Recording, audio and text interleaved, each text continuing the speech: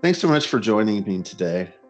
Over the course of my career, I've had the privilege to work with literally hundreds of consumer products companies as they embark upon improving their digital capabilities.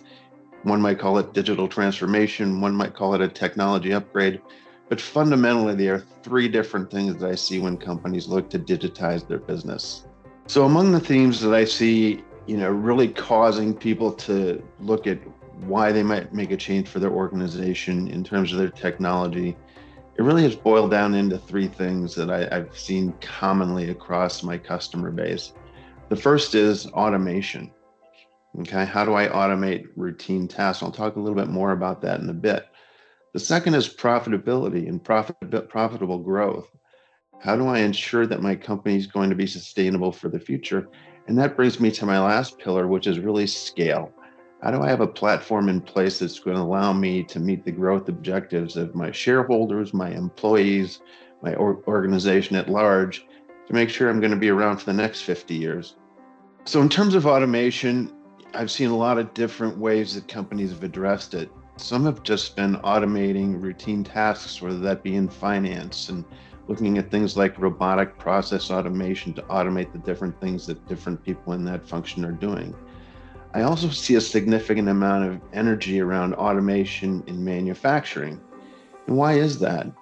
When we look at the ability to be more productive with the assets you have in place, you're able to really increase your production efficiency, primarily by reducing unplanned downtime and increasing your finished goods output.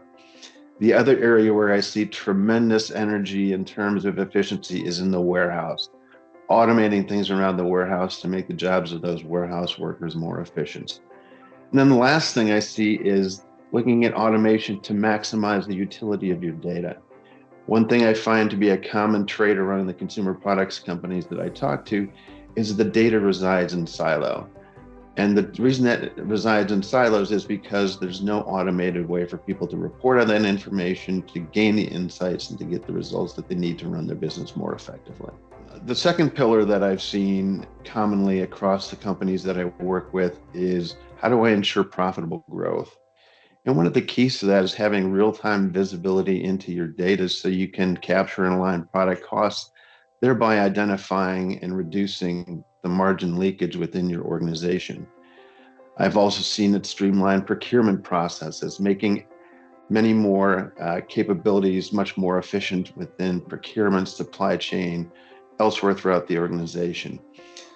This also allows us to drive into new channels. Companies are looking to grow, whether that's organically or through new product, new customer acquisition.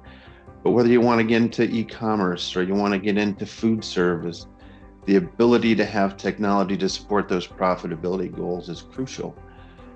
You also have the ability to minimize commodity risk exposure. One of the highest points of volatility within a consumer products company is the raw material cost.